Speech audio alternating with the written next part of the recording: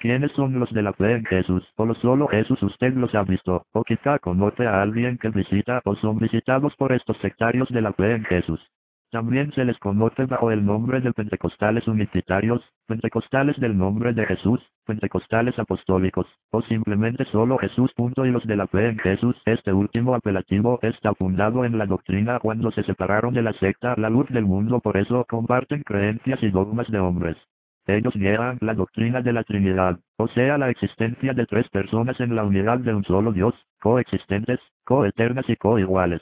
En su defecto, enseñan que Dios es unipersonal pero que se manifestó de tres modos en la historia, como Padre, como Hijo y como Espíritu Santo. Esa persona que se manifestó de tres modos se llama Jesús, y por lo tanto bautizan en el nombre de Jesús solamente, en lugar de hacerlo en el nombre del Padre, el Hijo y el Espíritu Santo.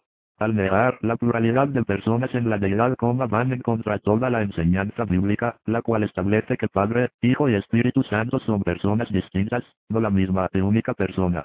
Los apóstoles regularmente comenzaban sus epístolas orando por gracia y paz para sus lectores, de Dios el Padre y del Señor Jesucristo. En 2 de Juan, versículo 3, Juan dice que gracia, misericordia y paz vienen de Dios el Padre y de Jesucristo, Hijo del Padre. Más claro imposible, Jesús no es el Padre, es el Hijo del Padre. 3. Son los que dan testimonio en el cielo, el Padre, el Verbo y el Espíritu Santo. 1 de Juan, capítulo 5, verso 7. Su vez, Jesús habló del Espíritu Santo como otro consolador, Juan. Las 14 y 16, que vendría una vez que Él se fuera. Aún más, Jesús dijo que Él enviaría al Espíritu Santo, JN 16 2.7. Cuando el Espíritu Santo viniera, Él no hablaría de sí mismo, sino que glorificaría a Jesús, JN. Las 16 y 14. Al negar la Trinidad, los de la fe en Jesús rechazan el mensaje central del Nuevo Testamento, que Dios el Padre envió a su Hijo unigénito para que los creyentes fueran salvos, JN. Las 3 y 16. Gal. 4.2.4. Por deducción lógica, deben ser considerados definitivamente heréticos.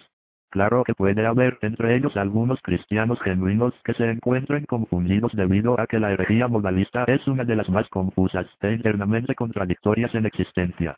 Satanás está metido en esta secta para que no alcancen la salvación, porque dice Romanos capítulo 10 verso 9 que si confesares con tu boca que Jesús es el Señor y creyeres en tu corazón que Dios le levantó de entre los muertos serás salvo.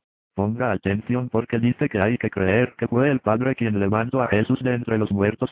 Salmos, capítulo 2 versos del 2 al 4 dice: se levantarán los reyes de la tierra y príncipes consultarán unidos contra Jehová y contra su ungido, diciendo: rompamos sus ligaduras y echemos de nosotros sus cuerdas. A quien le interese que no crea al que envió a Jesús a Satanás, le conviene de esa manera creer a otra secta más, o peor aún una secta que hemos aceptado los cristianos evangélicos, porque muchos les dicen hermanos, y están en sus eventos y campañas iglesias. Sin embargo, al sentarse a platicar puntos doctrinales, somos tan diferentes tanto así que no creemos lo mismo que ellos, sumado al error garrafal del modalismo, y como prueba de que el error engendra error, los pentecostales de los de la fe en Jesús sostienen que para ser salvo uno debe ser bautizado con la fórmula específica que ellos usan, en el nombre de Jesús, la persona debe hablar en lenguas y debe mantener ciertas normas de santidad, entre las cuales se incluyen reglas en cuanto a vestimenta, corte de cabello, y la prohibición de ir al cine, ver televisión y cosas por el estilo. Rechazando de manera anticristiana la doctrina de Cristo enseñada en el libro de Mateo capítulo 28 verso 19, Jesús enseñó que bautizáramos en el nombre del Padre, del Hijo y del Espíritu Santo. No dijo que si lo queríamos o no, y que pidiéramos revelación para entender eso, sino que fueron palabras textuales. Fue una doctrina que significa enseñanza, y dice segunda epístola de Juan verso 9 que si alguno se extravía de la doctrina de Cristo o enseñanza conforme a la escritura que enseñó Jesús, no tiene a Dios. El que persevera en la doctrina de Cristo, ese tiene al Padre y al Hijo.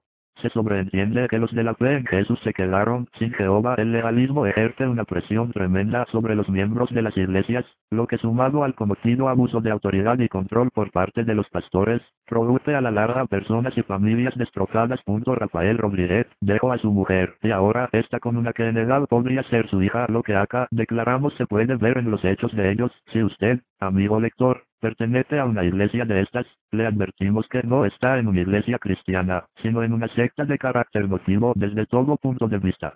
Usted podrá escuchar del pastor buenos consejos para usted, sus hijos y su familia, podrán utilizar la Biblia, le hablarán de valores morales, de ser bueno, etc., pero no significa que esto venga en el poder del Espíritu Santo. Todas esas cosas las puede enseñar un ateo, un psicólogo, una organización de gobierno, cualquiera puede hacerlo.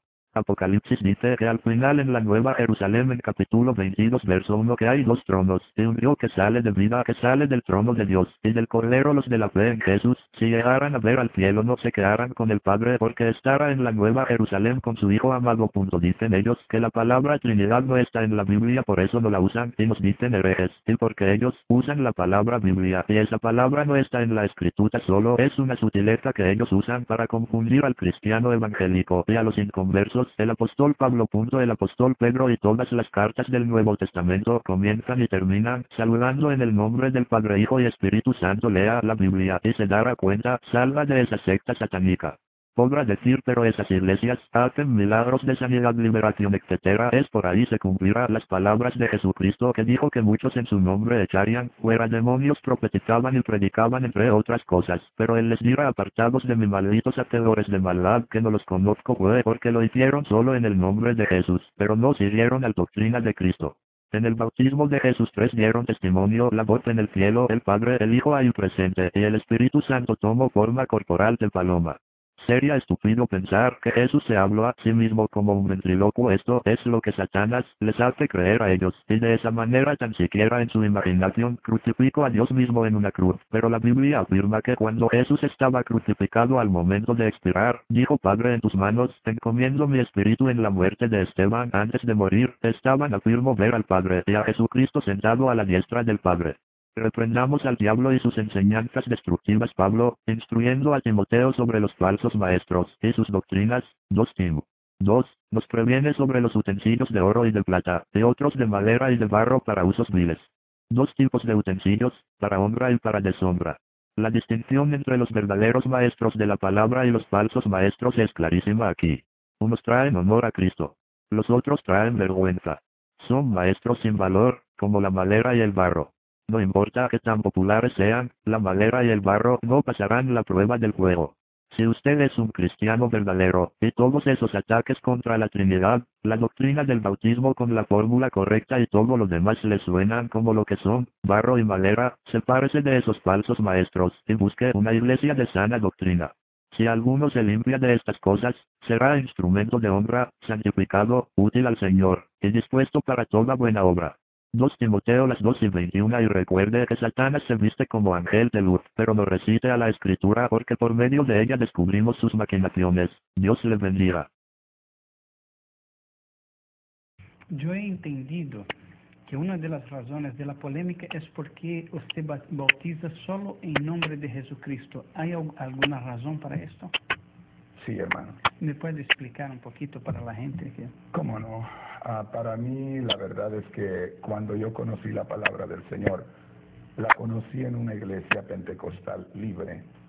Esta iglesia era una iglesita pequeñita, muy hermosa, y precisamente yo era una persona que estudiaba hasta 8 horas recién convertido.